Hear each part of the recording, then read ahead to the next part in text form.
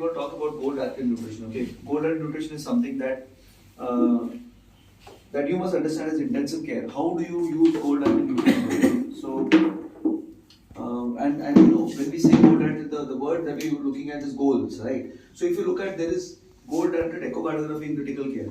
There is goal-directed resuscitation and septic shock. There is goal-directed ultrasound in critical care. There is goal-directed post-operative guidelines also. So the goal-directed is there on everything. Goal-directed is there on practically everything that you think of. Even when you talk about epilepsy, there is goal-directed treatment for epilepsy. But unfortunately, we don't have goal-directed therapy when it comes to nutrition. So in fact, the goals for nutrition would actually involve providing an optimum energy. Now it's optimum. The word is optimum. It's in there. Provide optimum energy. Right. The other goal would be to encourage anabolism.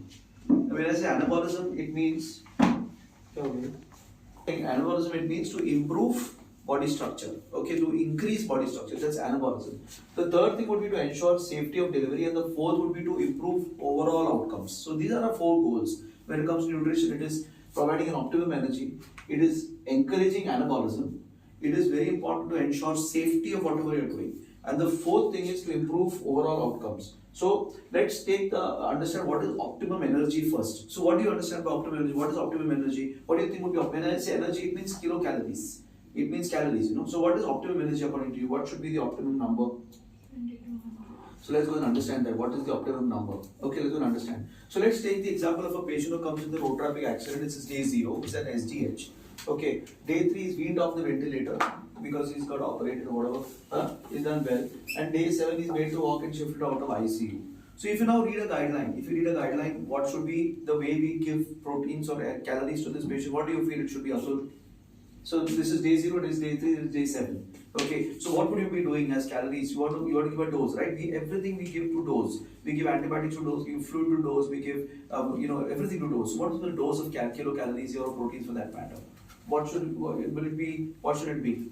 What do you think it should be? Less than the normal requirement. You tell me now, what is the requirement? I'm asking you. So that's the question I'm asking. That's why I'm asking you, what is the optimal requirement? What is the optimal requirement? What do you think it is? Anybody? 25 to 30. So you want to give 25 kilocalorie here, 30 kilocalorie here. How is it? I don't know. Increase. This is what you think it is, right? So if it's a straight course like this, you will probably do it like this. So what do the guidelines say? The guidelines say start at 25% of the resting energy expenditure. If it's a straight course, 25% of the resting energy you start at. So if your resting energy expenditure, if my pediatric patient thing is 25 kilocalorie per kilogram, you would give only 25% of that. So if you calculated it into say 2000 kilocalories, 25%. So the first, when you're preparing the nutrition chart, the calories that you need to give is 25%. Are you clear about this? 25%. It's very essential to give only 25% of that. As you go to day 3, it becomes 50%. He's coming out of the acute phase, you go to 50%.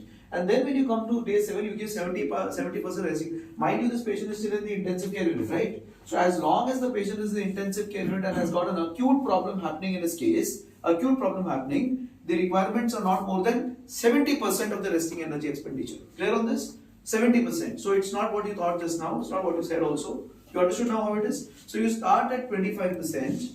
Okay, as long as he's very acutely ill, reach 50% when he's acutely ill, and as he's recovering goes to 70%, and then later on you have to decide on giving 100%. So when you are preparing your charts, this is the manner of doing this. Not 25%, 50%. You might try to give something like a starter feed in these couple of days. You don't really require to give to goal and things like that. You got the point. You just need to give somewhere. So it's an average 1500 kilograms. 500 kilograms is all that you require in such cases. Clear to this? For the first couple of days. But our patients are not like this. Our patients come, day 0, so many things are there. That's happening. Throughout the time, he may be having, going into CRRT, going into ARDS, going to sepsis, going to septic shock. Third day, we again start again and inotropes, tracheostomy. So many things are happening. So in that case, optimum becomes very difficult.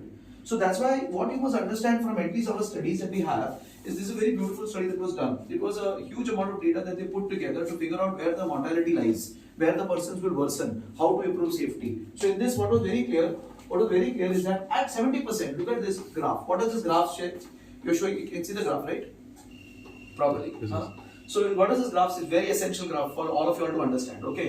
So this is the unadjusted odds ratio for 60-day mortality. That means these are the patients who are dying, right? And this is the delivered calories divided by resting energy expenditure. How many percentage of what you have prescribed you have delivered?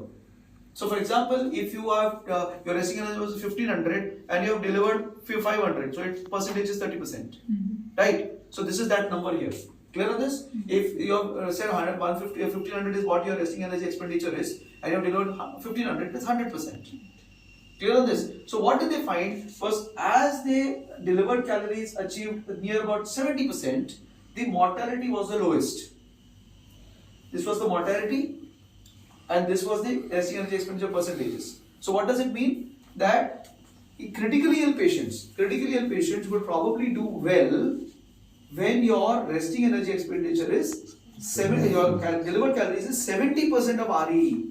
So don't feed. Doesn't make sense at all. Doesn't make sense at all. It's a very wrong notion. We say khana khilao. It's not that way. Give him feed. It's wrong. Completely wrong. It has to be 70% at the minimum. Okay, that you have to give, and in fact much lower than that. And why do you think that is the cause of this? What do you think? What do you think is the cause? Why do you think you should give 70%, and why is it logical that way? Any clues? Why is it logical that way? Any clues from any one of you? Any clues? Hypermetabolic state. Not really? Any clues from any one of you? Speak, others will not get the answers. Huh? Not refeeding syndrome? So, say for example, you are there, you are not going to be refeeding, you are eating well, tomorrow you have an accident. You're not going to have refeeding. It's too early for a refeeding, right? What do you think is the cause of this? See, remember this, our body is one of the best mechanisms, best machines ever created. It is so tightly controlled that everything in our body is perfect. Okay, that's how it is our body. You interfere with the body, everything goes for a toss. How much we have to interfere is what we are learning from the time we started doing medicine. From the time we started doing medicine, the only thing we are trying to figure out is how much should we interfere.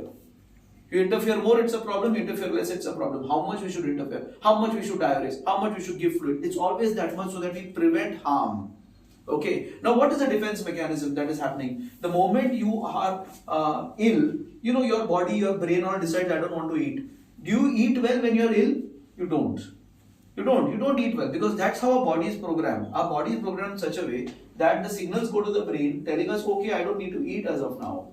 And what does happen in that case? In that case, there is an endo mechanism which actually generates glucose.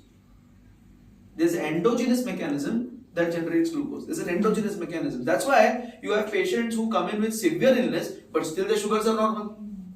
You've seen that, right? This what you would have expected. It's in fasting state, 5 days fasting, my sugar should have been 10, 15, 20. You don't see that.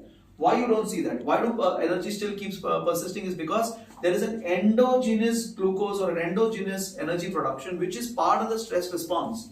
You got the point? So this means to say that you have an endogenous production of glucose and energy which will subsist you during your acute phase.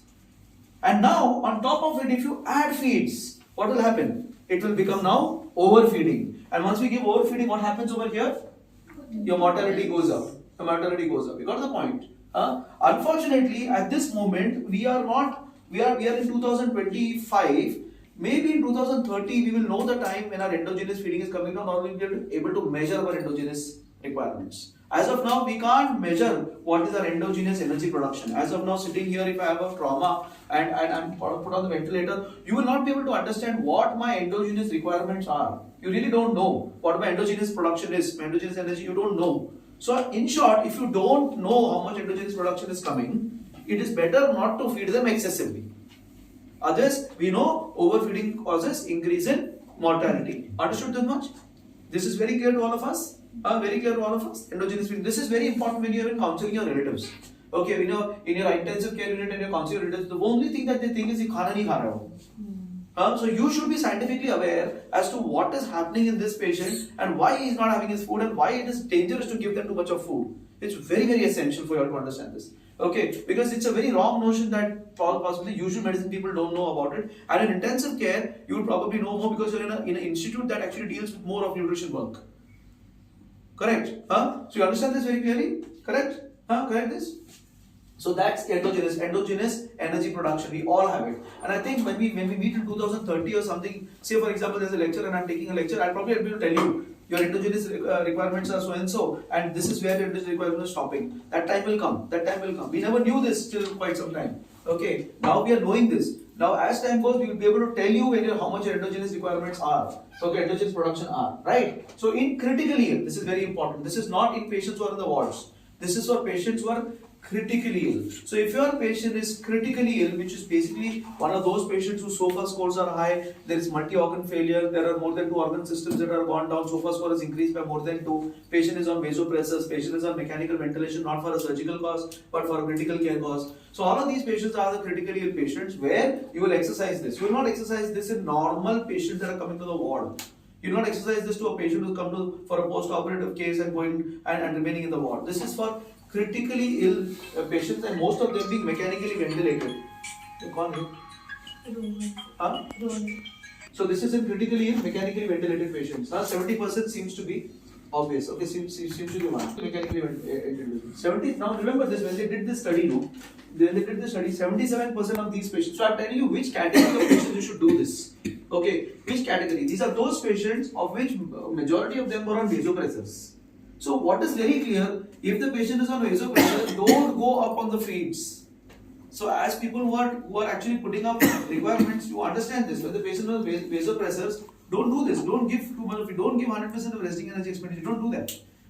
So if you are doing indirect calorimetry, if you get a number 1500, don't give 1500. If you get 1500 as a number, don't give 1500, give 1200, give 1300, because it has to be 70%, 70-75%. You got the point? And there are a lot of other calories that are going. Remember this, as dextrose, something is going from there. So all these calories are also added on to it. So 60-70 seems to be the time where you should be at this case. And look at this, in average they were very sick patients. So these sick patients should be, so in short, a sick patient should get only 70% of the resting energy expenditure, right? Now what is also understand is, so what happens if you give more than 100%? Is it been proven? It has been proven. Look at this. What is happening over here? If you go beyond 100%, there is clear increase in mortality that is there. Clear increase in mortality. You can't give beyond 100%.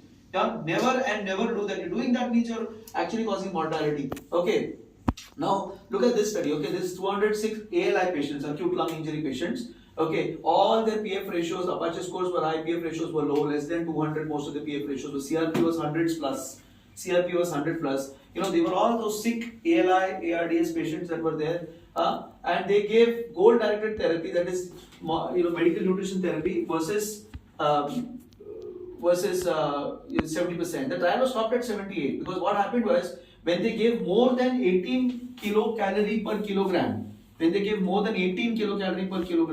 then in the first week of critical illness, it is related to very, very poor outcomes.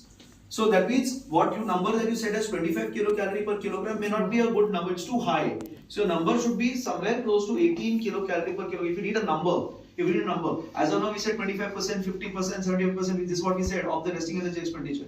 But we don't really measure the resting energy. No one in the country is measuring, apart from 2 or 3 centers in our country that are measuring resting energy expenditure, of which one is this one, where we have indirect calorimetry. We actually tell you resting energy expenditure.